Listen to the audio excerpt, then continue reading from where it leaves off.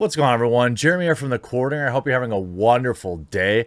A new rumor around Falcon and the Winter Soldier tanking after a particular scene in the latest episode is swirling around the internet. And I want to take a look at it because it's almost too good to believe. It's almost too good to be true in my mind, right?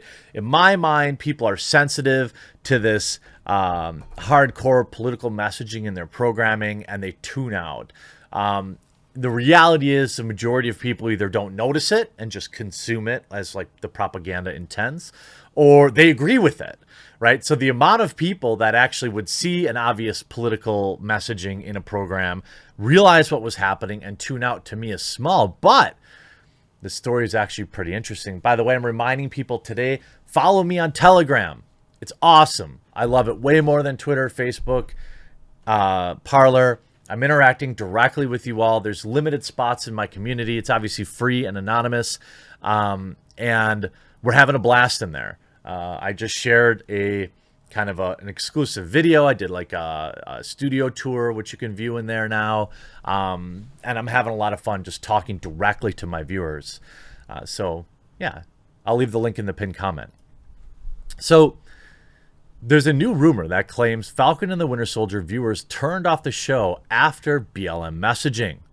A relatively new rumor claims that viewers for the recently released Falcon and the Winter Soldier on Disney Plus turned it off after the show featured a BLM messaging. Now, this comes from Overlord DVD, who has been right about many things in the past, but this one is almost too good to be true. And when I say too good, I mean like, I think a lot of people that are wise to like the woke programming on Disney Plus have already canceled it. I know a lot of people are just still watching, and I'm not judging you for that. Overlord DVD claims that a source communicated to him that the tune out timestamp, which is called the TOTS, right? Tune out timestamp, for the second episode of Falcon and the Winter Soldier revealed viewers stopped watching the show before the episode ended. As explained, TOTS, which is again tune out timestamp, is logged in Disney Plus whenever a viewer stops watching a particular movie or television episode. It's useful to the bean counters at Disney Plus to note when they lose a particular viewer. This is also a very important statistic for me here on YouTube. The valuable data about how the show is doing and what the viewer thinks about it. He goes on to state, the source claims that around 5 p.m. on Saturday, across the board, the tune-out stamp numbers for the second episode of Falcon and the Winter Soldier went crazy, with people turning off the show in droves, all around the exact same part of the show, within seconds of each other. He then quotes his source to say that the cause for the viewers tuning out at the same time. The source says, my jaw hit the floor. I couldn't believe what I was seeing. All the turnout was at the cop scene, where it clearly shows they were ready to pull on a black guy who was arguing with a white guy. It's clear that this was the message. The YouTuber states, so in other words, Disney felt like sticking a BLM message smack in the middle of Falcon and the Winter Soldier episode 2, and what do you know? Apparently fans who are sick to death of bad news and headlines decided they had had enough and turned off the episode. Overlord DVD then claims, according to a source, over the course of Friday and Saturday, 79.9% of people that were tuning in stopped watching at that point of the story. To me, this seems absolutely unbelievable. There's just no way. There's just no way. There's no way that people are this tuned in. I love, and again, as Overlord DVD always states, this is just, these are anonymous sources to him. If he had said 20%, 30%, I might actually buy that, but this is almost too good to be true. The number would apparently increase over the next few days. He states, according to the source, of the next few days, the tune-out timestamp average went up to 83.4% overall. That means 83.49% of viewers turned off the episode at almost exactly the same woke point. He adds, the source claims that there were a lot of subsequent cancellations happening in real time. After the first episode of Falcon and the Winter Soldier, Disney claimed that it was the most watched series premiere on the streaming platform. By the way, all this is according to Bounding Into Comics. Also, I'll point out that there were a lot of questions around where these numbers were even coming from. nobody really believed that Falcon and the Winter Soldier outdid The Mandalorian, or even WandaVision for that matter. In a press release stated, the Disney Plus original series Falcon and the Winter Soldier from Marvel Studios ranked as the most watched season premiere ever on Disney Plus during its opening weekend. The company did not provide actual viewership numbers, though, of course.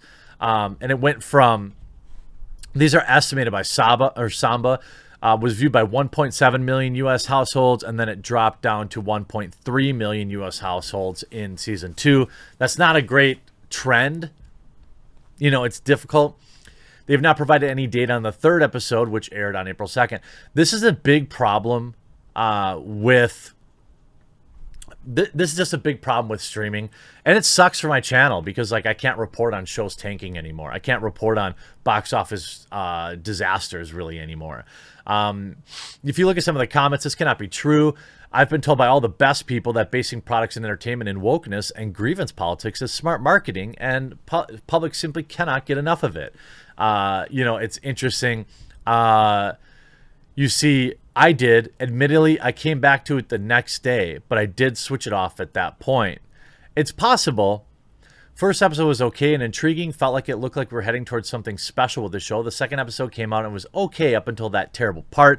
I have to admit that I stopped watching at that point, so there's a couple, but continued where I left off when episode 3 came out. The rest of episode 2 wasn't good, but episode 3 was very good and renewed my hopes. You know, I understand that, and this type of messaging, how do I say, like, isn't even necessarily a bad thing, that people know that sometimes, you know, prejudice does exist out there. It's not like it doesn't, right? The problem is people aren't tuning in to their favorite cape show to get preached at. It's just not what people want.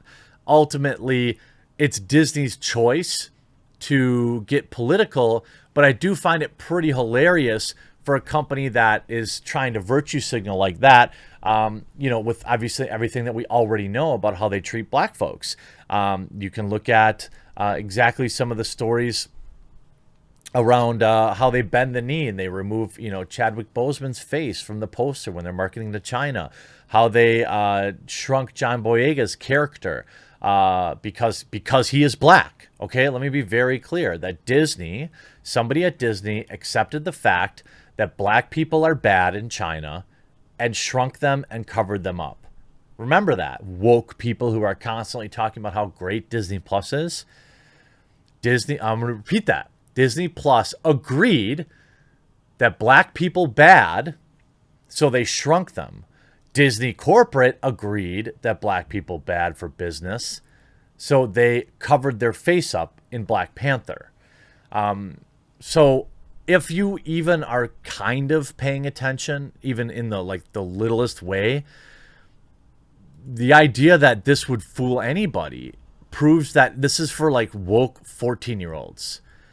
There's quite frankly no other there's no other option than this appealing to absolute morons who aren't paying attention. This on the back of, you know, David Almasi calling on conservatives to become activist investors to target Disney, Facebook, and other. In an article published in the Daily Signal, Almasi cites in his recent interaction with Disney CEO Bob Chapek during Disney's annual investor meeting. Almasi was allowed to ask, quote, "It's clear that there's a new blacklist punishing conservatives in the entertainment industry. Disney Plus actors Pedro Pascal and Gina Carano tweeted similar analogies of the current political events, yet only Carano, who is considered a conservative, was fired for The Mandalorian. Regarding Disney and a blacklist, is this the way?" In response, Chapek, of course, gave us a bologna sausage answer. After citing the interaction, Almasi notes his organization, the Free Enterprise Project, of a National Center for Public Policy Research, had some small wins in the past. He claims, quote, "Previous interactions between Free Enterprise Project and corporate executives have led to Disney admitting that commentator Joy Behar had insulted Christians and forcing her to publicly apologize. Time Warner's committing to more objectivity at CNN, with subsequent resignations of 3 producers. Apple CEO Tim Cook's asserting that environmental goals are more important to him than shareholder investments. Vice the vice president then goes off to call for conservatives to begin investing in their major corporations, even if it's just one stock. He notes, if conservatives begin voicing their shares in large numbers like the left does, CEOs may realize it's no longer worth doing the woke left's political bidding and focus instead on improving their respective companies, said Justin Danoff, director of Free Enterprise Project. Almasi concludes, just like politicians, CEOs are influenced by those who bend their ears. Boycotts are not effective. Engagement is key to conservatives' effectiveness in the corporate culture battle. He's not wrong. I would rather give none of these companies my money and invest in silver, or invest in home improvements, invest in a sweet muscle car. But I guess I don't have extra money to like really be investing in stuff like maybe some people do. But he's right that boycotts don't work, and backing companies that actually listen may be a worthwhile investment. I hope you enjoyed this video. We'll talk to you again real soon.